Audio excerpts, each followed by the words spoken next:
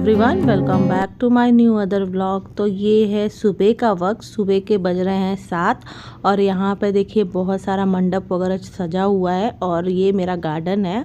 और नीचे देखिए यहाँ पर गणपति का आगमन हो रहा है स्थापना के लिए। तो बस मैं यहाँ पर खड़ी होकर सब शूट कर रही हूँ।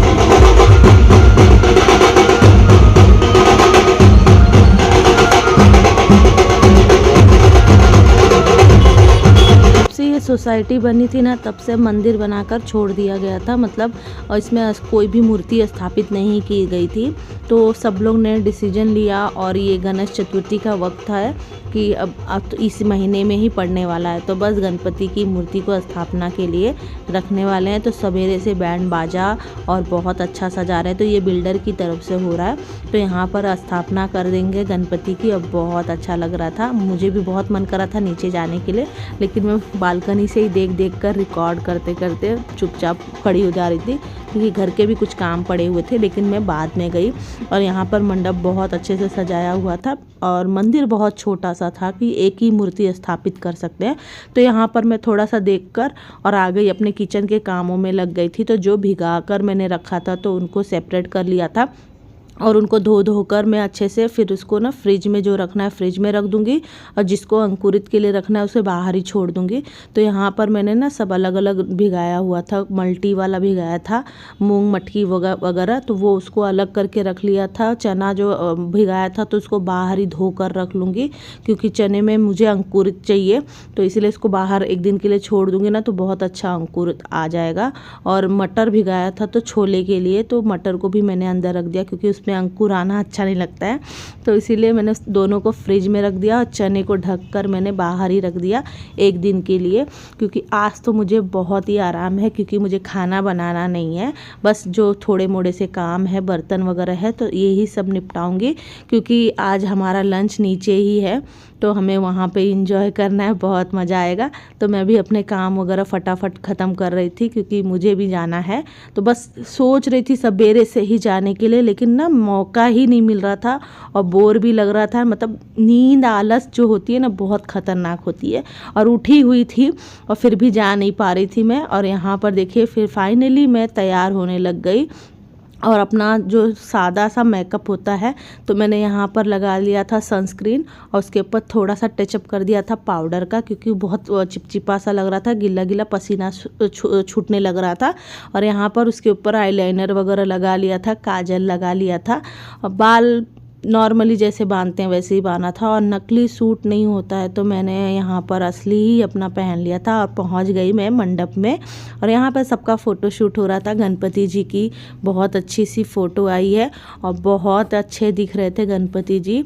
तो यहाँ पर गणेश जी की मूर्ति स्थापित हो गई है, हवन वगैरह हो चुका था और यहाँ पर देखिए सब लोग अपना अपना कार्यक्रम कर रहे हैं। तो यहाँ थोड़ा सा संगीत वगैरह होगा, भजन वगैरह होगा और फाइनली फिर हम लोग भी दर्शन करने लगे। अब मैं यहाँ पर ना किसी को भी पकड़ लेती हूँ और ऐसी तरह हंसती रहती हूँ। तो ये आंटी को मैं जानती नहीं हूँ, पहचानती नहीं, बस उनके साथ वीडियो बना दिया मैंने। और गणपति जी देखिए बहुत अच्छे लग रहे हैं। यहाँ पर फाइनली खाना वगैरह खाकर मैं घर पर आ गई और आवाज़ देखिए बोल रही हूँ लेकिन निकल नहीं रही है क्योंकि बाहर ही सब लोग हैं, इसीलिए मैं आवाज़ ना बहुत स्लो से बोल रही थी। और ये साड़ी वेयर किया था और यहाँ पर ये साड़ी में मेरा लुक कैसा लग रहा है ज़रूर बताना। फर्स्ट टाइम आप लोग मुझे लगता है साड़ी में देख रहे हो। मैं जल्दी साड़ी वगैरह नहीं पहनती हूँ क्योंकि मैं साड़ी अगर पहन लूँ ना तो काम मुझसे होता नहीं है, तो बस इसीलिए। और उसके बाद ये दूसरे दिन का वीडियो है। वो वाला है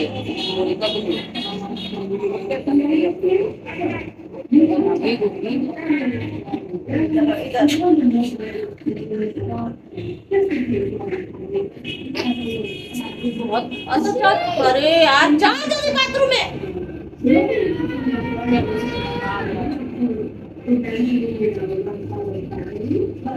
यहाँ पर हम सास बहू दोनों छठ की पूजा का तैयारी कर रहे हैं। तो मम्मी ने सब ये सब रख दिया था सामान वगैरह।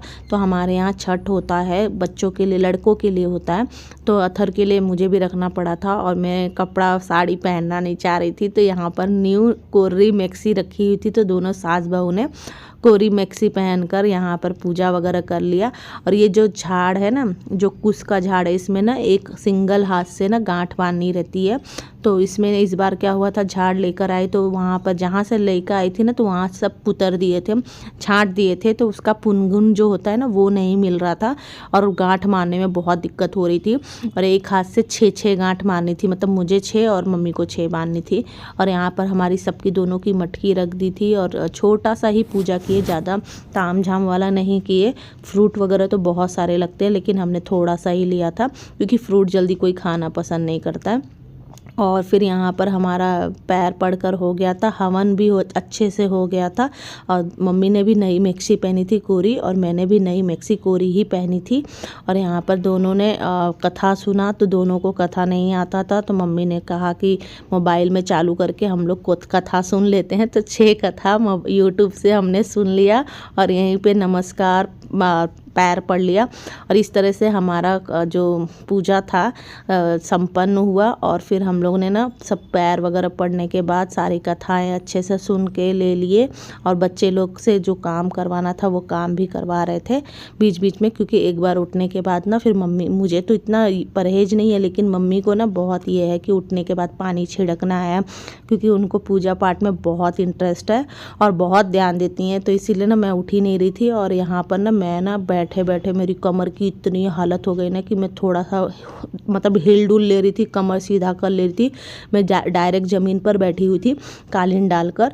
तो यहाँ पर इतनी दर्द हो रही थी और बालकनी में हो रहा है, तो यहाँ पर हवा इतनी तेज़ लग रही थी ना कि हमें ना फाइनली जो दिया था ना उसको टोप में कर और जो पाट था पाट के नीचे रखना पड़ा, क्योंकि जिससे हवा ना लगे, दिया बुझ रहा था। और जो कंडा था हमारा जो हवन का, वो बहुत अच्छे से जल गया था और धुआं बहुत छोड़ रहा था, तो हवन भी कर लिया था। तो यहाँ पे हम दोनों का 2-2 3-3 ऐसे करके एक एक करके कथा ख़त्म हो रहा था, सुनते जा रहे थे मोबाइल में। ये तो बेसिकली ना 4 लोग रहते हैं ना तो बहुत अच्छा लगता है। मतलब नॉर्मली हमने देखा है कि गांव में ना बहुत सारी औरतें जमा होकर और एक साथ करती हैं पाठ पूजा, तो बहुत अच्छा लगता है। और कोई कोई उसमें से स्टोरी बताता है। तो अभी यहाँ पे तो कोई ऐसा है नहीं, तो मम्मी थी और मैं थी, तो मम्मी ने यूट्यूब में ये स्टोरी लगा दी और हम लोग सुन रहे थे। और सुनाई भी नहीं दे रहा था, लेकिन इंटरेस्ट लेके सुन रहे थे, क्योंकि बाहर था, हवा वगैरह चल रही थी, तो जिसकी वजह से सुनाई भी बहुत कम दे रहा था। और मैं अकेले जब रहती हूँ ना, तो मैं स्टोरी वगैरह तो नहीं सुन पाती हूँ, क्योंकि उतना वक्त ही नहीं मिलता है। बस मैं पूजा कर लेती हूँ, हवन भी मैं नहीं कर पाती हूँ, और पूजा कर लेती हूँ और फिर यहाँ पर प्रणाम वगैरह करके और अथर को टीका वगैरह लगा देती हूँ। और पूरा दिन उपवास रहना पड़ता है, जिसमें हमें सिर्फ भैंस का ही प्रोडक्ट खाना है, मतलब भैंस का दूध खाना है, भैंस की दही खानी है, और अरवा चावल होता है वो ही लेना है, बाकी कुछ भी नहीं खाना है, चाय तक नहीं पी सकते, कुछ भी नहीं। तो उस दिन तो मेरा हालत बहुत ख़राब हो गया था, इतनी हालत ख़राब हो गई थी ना कि मैंने ज़्यादा वीडियो नहीं किया, फिर भी पूरा दिन मैं जागे पड़ी थी। और फिर उसके बाद ना यहाँ पर कथा देखो धीरे धीरे ख़त्म हो रही है और हम लोग का पूजा चालू हो गया।